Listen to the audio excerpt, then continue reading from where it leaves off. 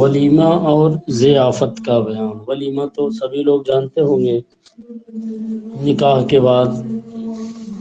عام طور پہ جو دعوت عام ہوتی ہے اسی کو ولیمہ بولتے ہیں۔ کارڈ وغیرہ بھی ولیمے کے نام سے چھپوائے جاتے ہیں، تو ولی اس کے تعلق سے ضروری، یعنی سبھی لوگ جانتے ہیں کہ ولیمہ کس کو کہتے ہیں، مزید اس میں بتانا کوئی ضروری نہیں ہے۔ اور باقی دیکھیے حدیثوں سے کیا ثابت ہوتا ہے۔ ولیمہ اور ضیافت کا بیان۔ ولیمہ سب جانتے ہیں، ضیافت یعنی مہمانی، جو دعوت دی جاتی ہے ایک دوسرے کو۔ صحیح بخاری و مسلم میں انس رضی اللہ تعالیٰ عنہ سے مروی کہ نبی کریم صلی اللہ علیہ وسلم نے عبد الرحمن بن عوف رضی اللہ تعالیٰ پر زردی کا اثر دیکھا، پیلا پیلا کچھ لگا ہوا تھا ان کے جسم پر، یعنی خلوق کا کیا مطلب، وہ جو ہوتا ہے نا اپٹن، خلوق کا رنگ ان کے بدن یا کپڑوں پر لگا ہوا دیکھا۔ فرمایا یہ کیا ہے، یعنی مرد کے بدن پر اس رنگ کو نہ ہونا چاہیے، یہ کیوں کر لگا؟ عرض کی میں نے ایک عورت سے نکاح کیا ہے، اس کے بدن سے یہ زردی چھوٹ کر لگ گئی۔ فرمایا اللہ تعالیٰ تمہارے لیے مبارک کرے، تم ولیمہ کرو، اگرچہ ایک بکری سے یا ایک ہی بکری سے۔ کہنے کا مطلب کہ کیا کہتے ہیں، نکاح انہوں نے بتایا، جب کہ کیا کہتے ہیں میں نے ہے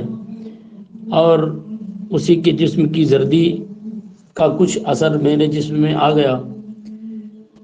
تو نبی کریم صلی اللہ علیہ وسلم نے فرمایا کہ بھائی جب تم نے نکاح کیا ہے اور کیا کہتے ہیں ملاقات بھی ہو گئی آپ کی بیوی سے، تو اب تمہیں چاہیے کہ تم ولیمہ کرو، اگرچہ ایک بکری سے، یا یہ کہا کہ اگرچہ ایک ہی بکری سے ولیمہ کرو لیکن پھر بھی ولیمہ کرو۔ حدیث نمبر 2، بخاری و مسلم نے انس رضی اللہ عنہ سے روایت کی، کہتے ہیں کہ رسول اللہ صلی اللہ علیہ وسلم نے جتنا حضرت زینب رضی اللہ عنہ کے نکاح پر ولیمہ کیا، ایسا ولیمہ ازواج مطہرات میں سے کسی کا نہیں کیا۔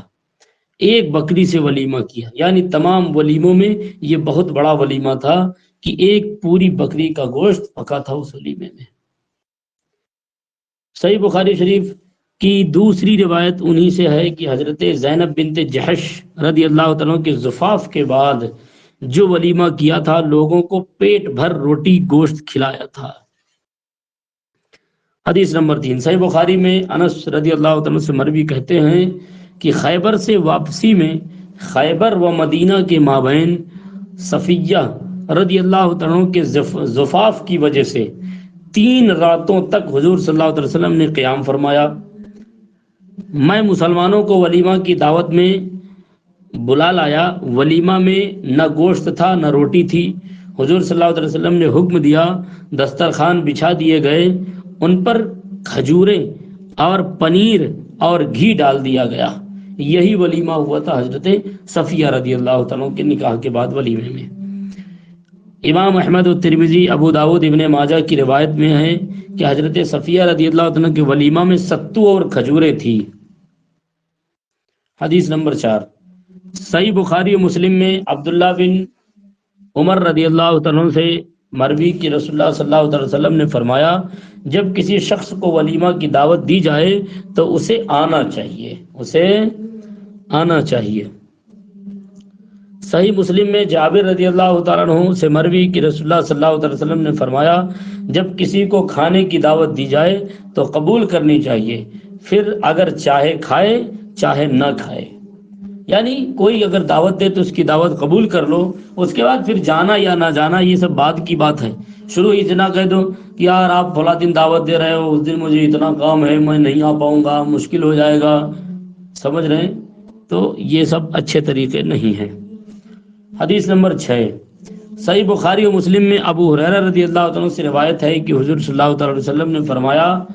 برا کھانا ولیمہ کا کھانا ہے جس میں مالدار لوگ بلائے جاتے ہیں، یعنی وہ ولیمہ کا کھانا برا ہے جس میں صرف مالدار لوگ بلائے جاتے ہیں اور فقراء چھوڑ دیے جاتے ہیں، اور جس نے دعوت کو ترک کیا یعنی بلا سبب انکار کیا اس نے اللہ و رسول صلی اللہ علیہ وسلم کی نافرمانی کی۔ مسلم کی ایک روایت میں ہے کہ ولیمہ کا کھانا برا کھانا ہے جو اس میں آتا ہے اسے منع کرتا ہے، اور اس کو بلایا جاتا ہے جو انکار کرتا ہے، اور جس نے دعوت قبول نہیں کی اس نے اللہ اور اس کے رسول کی نافرمانی کی۔ کیا مطلب ہے اس حدیث کا؟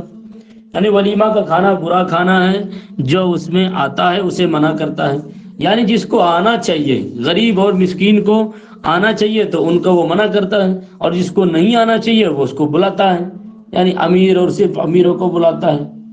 تو اب اگر صرف کیا کہتے ہیں غریبوں کو چھوڑ دیا جائے، صرف امیروں کو بلایا جائے، تو اب یہ ولیمہ کا کھانا برا کھانا ہوگا۔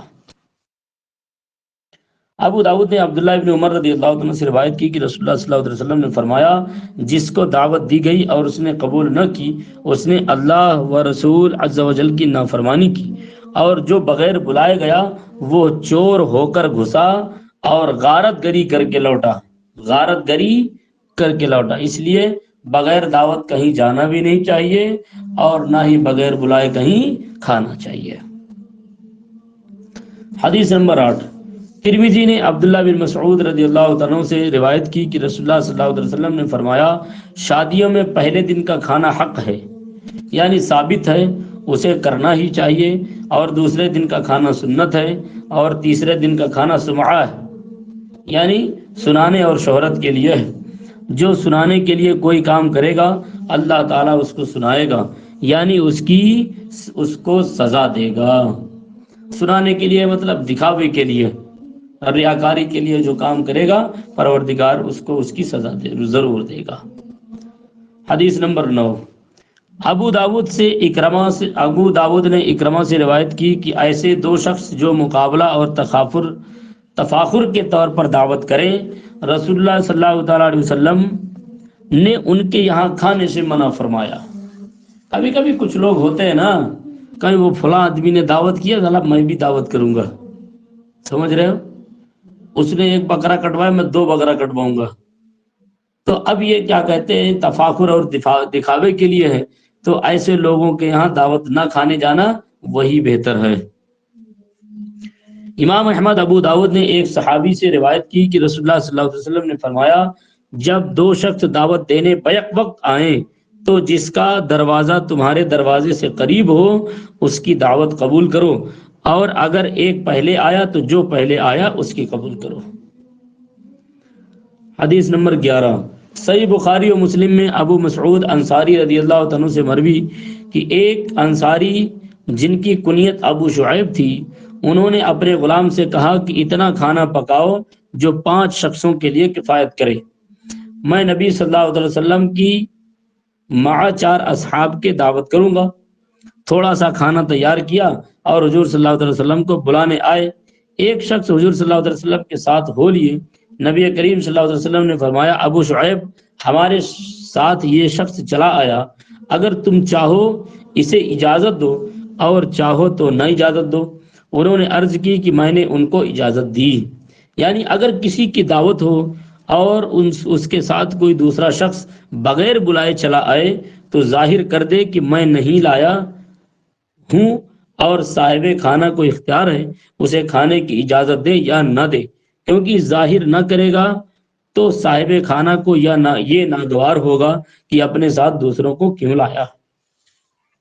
اب اس سے ان پیروں کو یا علماء کو سبق حاصل کرنا چاہیے جو اپنے ساتھ چند مرید بھی لے کر کے چل دیتے ہیں۔ بھائی آپ کی دعوت ہے نا، آپ کے 4 مریدوں کی دعوت تھوڑی نہیں ہے، فاسق معلن مرید آپ اپنے ساتھ رکھتے ہیں اور ان کو کیا کہتے ہیں چاہتے ہیں کہ ویسے عزت و شرف سے نوازا جائے جیسا پیر صاحب کا ہے،